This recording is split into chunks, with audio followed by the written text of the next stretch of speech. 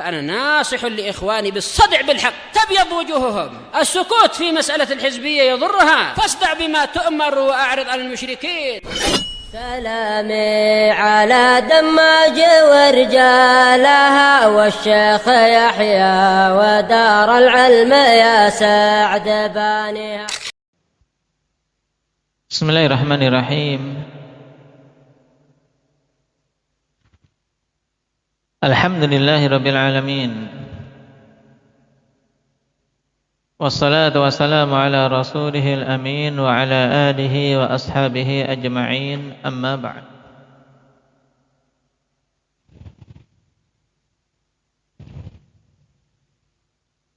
Ikhwanil kiram rahimani wa rahimakumullah.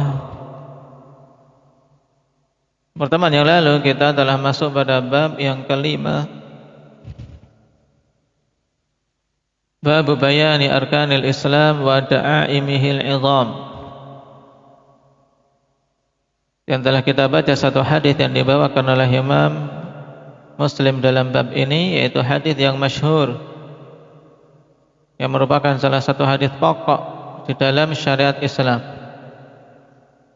Itu hadis Abdullah bin Umar radhiyallahu anhuma yang sekiranya setiap muslim, terkhusus lagi talabatul ilm, menghafalnya walaupun tidak dengan sanad. Baik. Faman hafidhahu falyaqra walau biduni sanad.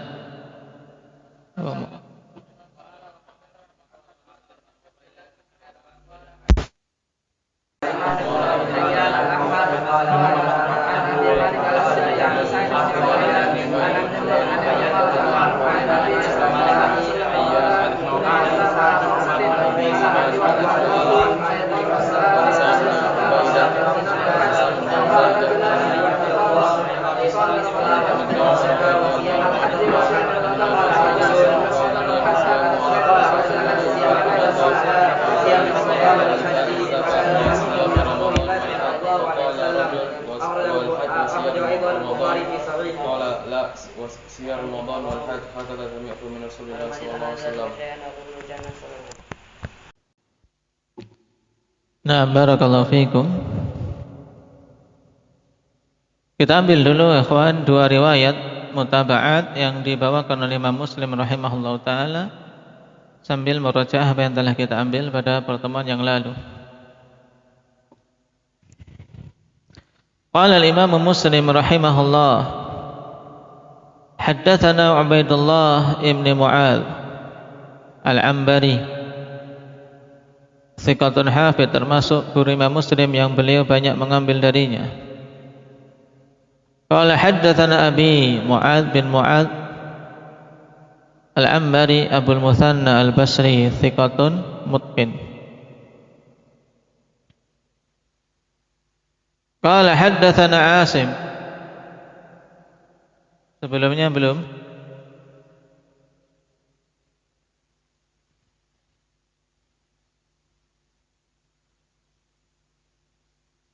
Baik. Yang riwayat Sahal bin Uthman belum? Baik. Kita baca itu dulu. Qala wa haddatsana Sahal bin Uthman al-Askari, ahadul huffaz, tapi dikatakan lahu gharaib. Dia memiliki hal-hal yang aneh, riwayat-riwayat yang aneh.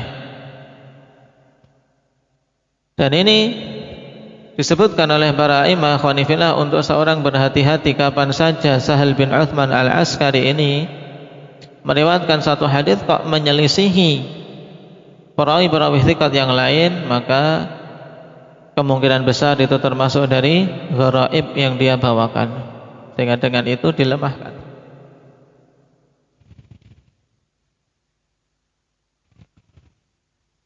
Qala haddatsana Yahya ibnu Zakaria ibni Abi Zaidah,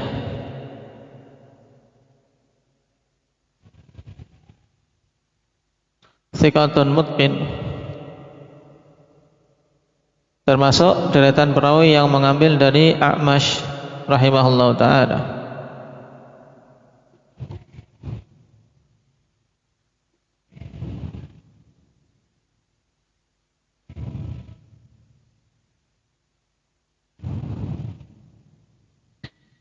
Dan termasuk di antara rujukan utama di negeri Kufah.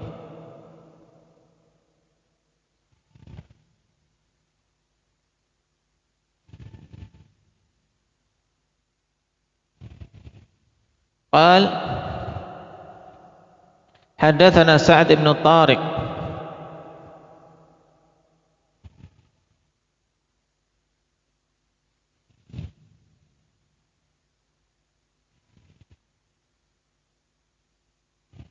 Qala haddatsani Sa'd ibn Ubaidah As-Sulami, sama seperti yang depan.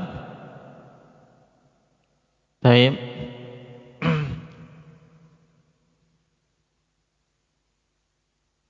An Ibn Umar radhiyallahu anhuma 'anil Nabi sallallahu alaihi wasallam. Qala buniyal Islamu ala khamsin ala ay yu'badallah wa yukfara bima dunah. Wa iqamis salah wa ita'iz zakah wa hajjil bait wa shaumi Ramadan.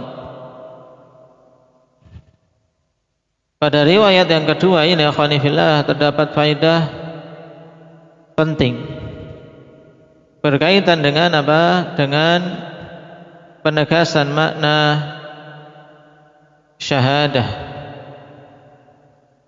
dan makna tauhid. Yang pada riwayat pertama ala an yuwahhadallah, untuk Allah Subhanahu wa taala ditauhidkan, dan pada riwayat kedua ditafsirkan apa itu tauhid.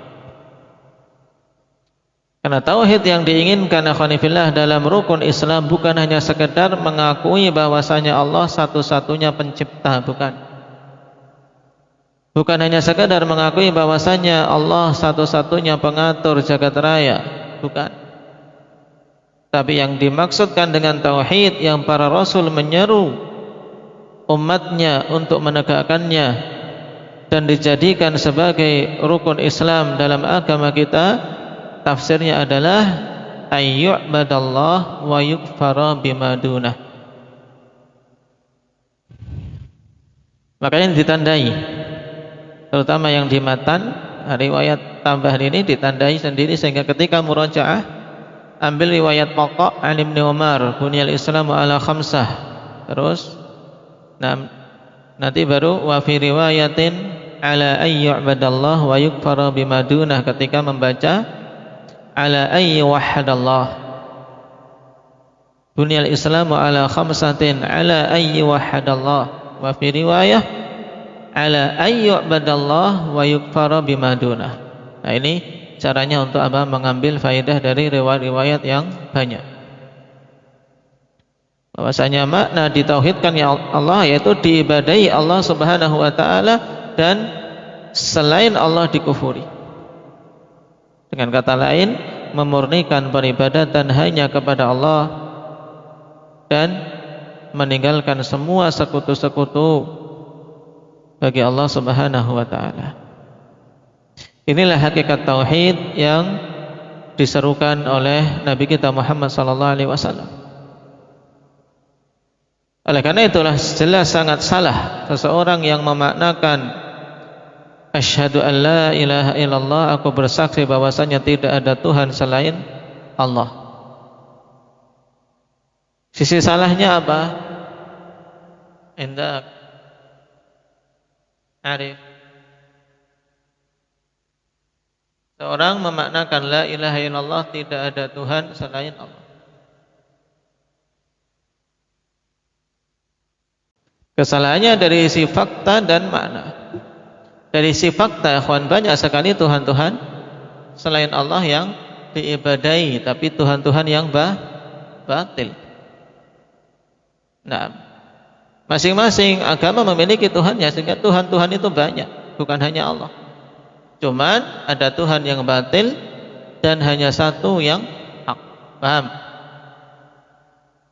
Demikian pula dari sini kita tahu batilnya mereka memaknakan dan menjadikan tujuan dakwah dengan la ilaha illallah yang penting mengakui bahwasanya Allah itu pencipta kita, sebagaimana yang diserukan oleh orang-orang ahli filsafat. Mereka membuat teori yang begitu banyak, ujung-ujungnya hanya keyakinan bahwasanya Allah itu satu-satunya zat yang maha pencipta. Nah, kalau untuk itu saja orang-orang musyrikin dulu sudah meyakininya, tidak perlu repot-repot. Makanya ikhwan, riwayat ini penting untuk ditambahkan ketika kita membaca hadis Abdullah bin Umar radhiyallahu anhuma, buniyal islamu ala khamsin, ala ayyubadallah wa yukfara bima dunah. Inilah makna tauhid yang Nabi sallallahu alaihi wasallam telah tafsirkan dalam riwayat ini. Yang hal tersebut diketahui oleh orang-orang musyrikin Quraisy saat itu. Ketika Nabi menyuruh qulu la ilaha illallah, katakan oleh kalian la ilaha illallah, mereka enggan dan mengatakan aj'alal alihata ilaha wahida inna hadza la syai'un ujab. Apakah Muhammad ini mau menjadikan sesembahan yang banyak menjadi satu saja? Sungguh ini adalah perkara yang sangat mengherankan. Nah, adapun yang lainnya sama, wa iqamis shalah wa ita'iz zakah, cuman dari sisi urutan saja di sini Abdullah bin Umar meriwayatkan dengan riwayat yang kedua, wa hajjil bait wa shaumi Ramadan, dengan mengedepankan haji dari puasa Ramadan. Dan telah kita singgung pada pertemuan yang lalu di mana Abdullah bin Umar mengingkari pada riwayat yang pertama, kritikan orang yang mendengar riwayat beliau. Dikarenakan apa? Dikarenakan memang beliau saat itu ingin meriwayatkan dengan riwayat yang Nabi sallallahu alaihi wasallam mengatakan puasa dulu baru haji. Jadi terkadang disebutkan haji terlebih dahulu, terkadang disebutkan puasa terlebih dahulu. Taib. Riwayat yang ketiga, qala al-Imam Muslim rahimahullah, hadatsana Ubaidullah bin Mu'adz qala hadatsana abi qala hadatsana Asim wa huwa ibnu Muhammad ibn Zaid ibn Abdullah ibn Umar an abihi Ubaidullah bin Mu'adz al-Ambari, bapaknya juga telah disebutkan tadi, Mu'adz bin Mu'adz al-Ambari, kedua-duanya thiqah.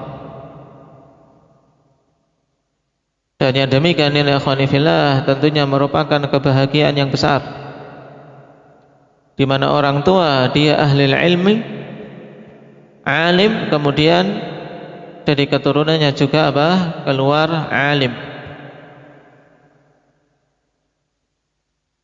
Karena tidak mesti orang tuanya ulama kemudian ada dari anak keturunan yang menjadi ulama. Karena terkadang tidak dikaruniai anak laki-laki misalnya, hanya dikaruniai anak perempuan. Seperti Syekh Muqbil rahimahullahu ta'ala, beliau tidak memiliki putra, tidak memiliki anak laki-laki. Makanya dulu katanya sering menghibur diri beliau ketika di majelisnya, antum abnai, kalian semua yaitu anak-anak laki-lakiku, yaitu para murid-murid beliau.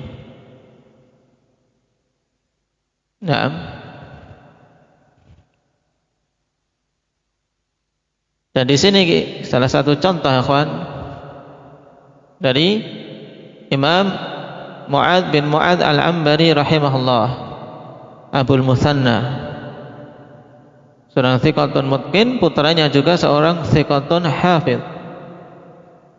Dzalika fadlullah yu'tihi may yasha.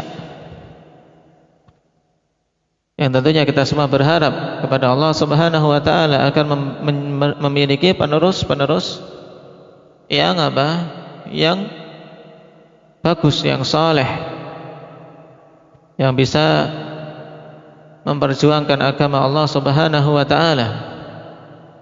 Dan itu adalah sebaik-baik perkara yang diperjuangkan, akhwan. Nah, sebaik-baik hal yang dipersiapkan, yaitu bagaimana kita mempersiapkan bisa mewujudkan anak-anak yang saleh. Kan hakikatnya itulah simpanan yang terus-menerus akan bermanfaat bagi kita walaupun kita sudah di liang kubur. Istighfar yang terus mengalir. Kata Rasul sallallahu alaihi wasallam mengkhabarkan tentang seorang laki-laki yang terheran-heran, kenapa kok derajatnya terus naik di surga padahal dia sudah meninggal, tidak beramal. Kemudian dicap istighfari waladikalak, dengan sebab istighfar, dengan sebab permintaan ampun untukmu dari anakmu. Jadi sangat bermanfaat, akhwan, seorang mendoakan orang tuanya yang telah meninggal. Rabbighfirli wali walidayya warhamhuma kama rabbayani shaghira. Ini sangat bermanfaat bagi mereka-mereka yang telah wafat. Naam. Makanya yang sudah memiliki orang tua yang telah wafat jangan sampai lalai mendoakan agar Allah mengampuni mereka.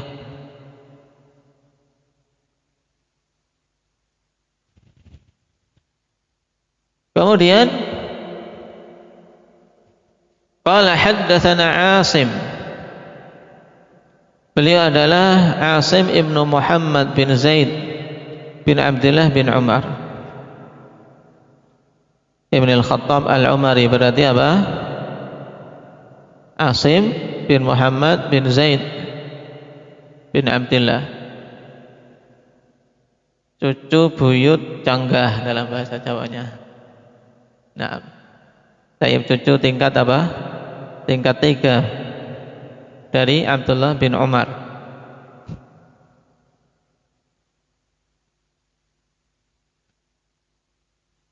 Ini juga keluarga ilmu, meriwayatkan dari ayahnya. Nah, kemudian kakek-kakeknya adalah ahlul ilmi, Abdullah bin Umar, kemudian Umar bin Khattab radhiyallahu anhu sendiri. An abihi, meriwayatkan dari bapaknya. Qala Abdullah mengatakan, qala Rasulullah sallallahu alaihi wasallam, buniyal islamu ala khamsin, syahadati an la ilaha illallah wa anna Muhammadan abduhu wa rasuluh wa iqamis salah wa ita'iz zakah wa hajjil bait wa shaumi ramadan.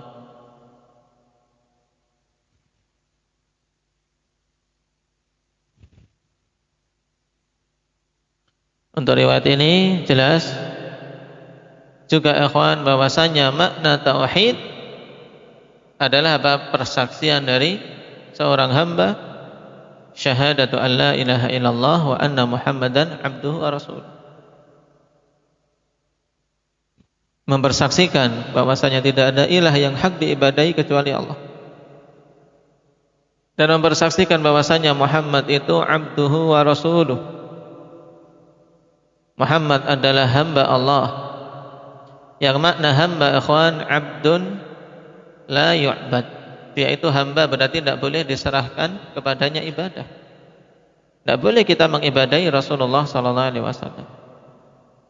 Wa rasuluh, dan beliau adalah utusan Allah, berarti rasulun la yukadzab, seorang rasul, berarti tidak boleh kita dustakan, tapi kita wajib mentaati dan tunduk kepada perintah-perintah beliau.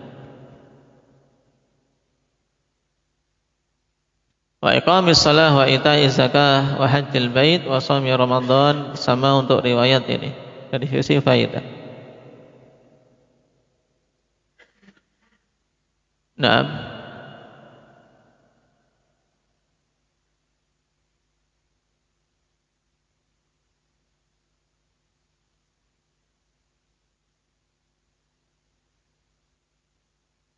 Kemudian riwayat yang keempat,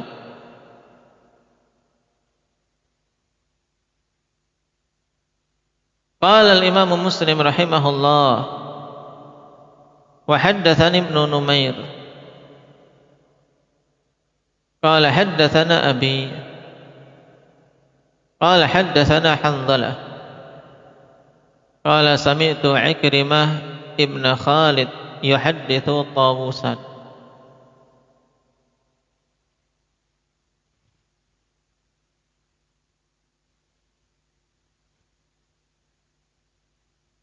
Dalam riwayat ini datang dari apa? Dari Ibnu Numair, maksudnya Muhammad bin Abdullah bin Numair Al-Hamdani yang telah disebutkan di depan dalam riwayat pertama.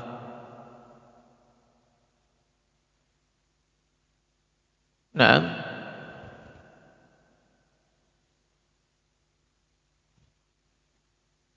Qala haddatsana abi qala haddatsana Hanzalah. Hanzalah ini yang baru. Hanzalah yaitu Hanzalah ibn Abi Sufyan bin Abdurrahman bin Sufwan bin Umayyah al-Jumahi thiqatun hujjah.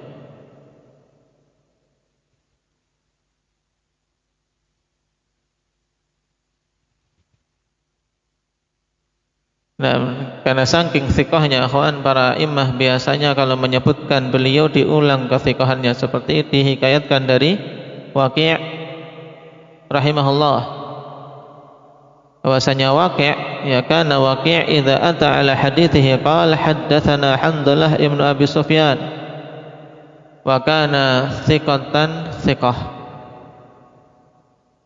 Waqi' dulu kalau sampai pada hadis riwayat Hanzalah ini mengatakan haddatsana Hanzalah ibnu Abi Sufyan, dan adalah beliau seorang thiqah, menunjukkan kekuatan hafalan dan terpercayanya dalam periwayatan. Naam.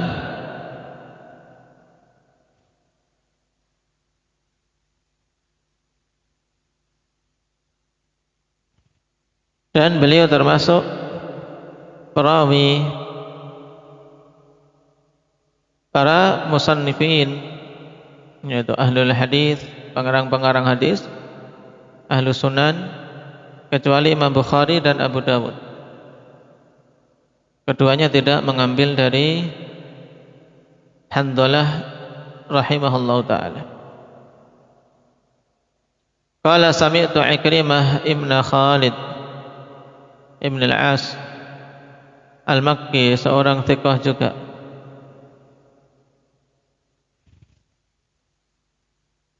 seorang tabi'i rahimahullah, selain mengambil riwayat dari bapaknya juga mengambil dari Abi Hurairah, Ibnu Abbas, Ibnu Umar dan yang lainnya. Dan di sini yuhadditsu Tawusan, ya, sami'tu Ikrimah ibn Khalid yuhadditsu Tawusan. Aku mendengar Ikrimah ibn Khalid menyampaikan hadis kepada Tawus.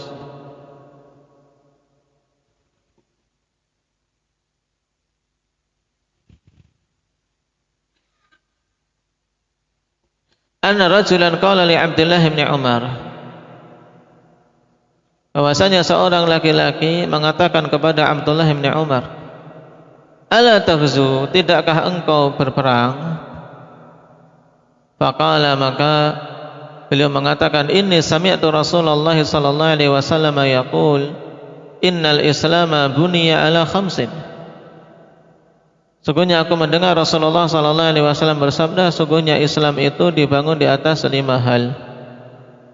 Syahadati an la ilaha illallah wa iqamis salah wa ita'iz zakah wa siyami ramadan wa hajjil bait. Dan kelima perkara ini adalah perkara yang sifatnya fardhu ain. Naam, yang merupakan rukun dari rukun-rukun Islam. Adapun al-jihad, menyerang musuh-musuh Allah Subhanahu wa taala, itu hukumnya fardhu kifayah. Nah, oleh karena itulah Abdullah bin Umar radhiyallahu anhuma ketika ditanya, tidakkah engkau berperang? Kemudian beliau menjawab dengan hadis ini, yang maknanya menunjukkan bahwasanya berperang ikhwan bukan termasuk perkara yang harus atas setiap individu. Kenapa? Karena Islam dibangun di atas 5 hal ini. Inilah yang wajib atas setiap individu. Baik. Wallahu ta'ala alam. Ini maksudnya, bukan Abdullah bin Umar ingin meremehkan keutamaan berperang di jalan Allah Subhanahu wa ta'ala. Bahkan beliau seorang yang sangat bersemangat untuk ikut berperang bersama Rasulullah sallallahu alaihi wasallam, sampai dulu ditolak karena beliau masih terlalu muda. Masih terlalu muda sehingga tidak diizinkan untuk ikut dalam jihad bersama Rasul sallallahu alaihi wasallam. Cuman di sini beliau ingin tegaskan mana yang betul-betul menjadi perkara yang sifatnya fardu ain dan mana yang fardu kifayah. Nah, ini berapa riwayat didatangkan Imam Muslim? 4 riwayat, akhwan, berkaitan dengan hadis bunyal Islamu ala khamsin. Dan dari keempat riwayat tersebut, faedah yang sangat penting kita ambil, akhwan, dari perbedaan-perbedaan riwayat tersebut, bahwasanya urut-urutan antara haji dan siam Ramadan itu datang memang dalam 2 bentuk. Terkadang dikedepankan haji, terkadang dikedepankan puasa. Kemudian juga berkaitan dengan tafsir untuk rukun yang pertama. Tafsir untuk rukun yang pertama, kita lihat dari perbedaan-perbedaan riwayat ini faedah yang sangat gamblang.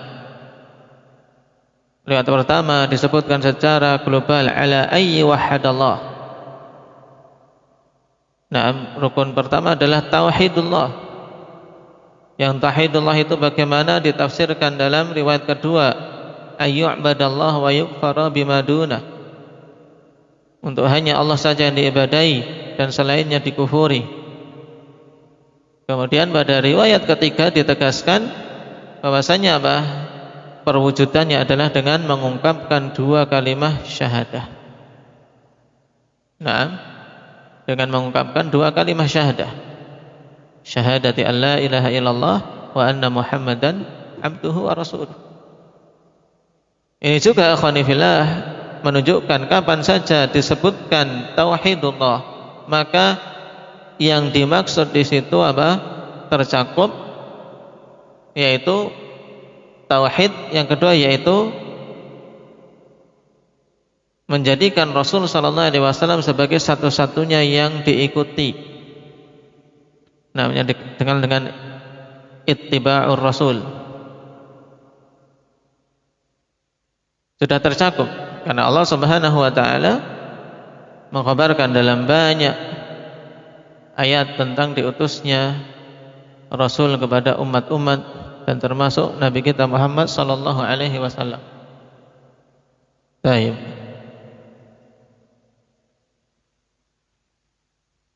Jadi ketika murajaah hadis-hadis ini, akhwan, ambil dari setiap riwayat tambahannya saja.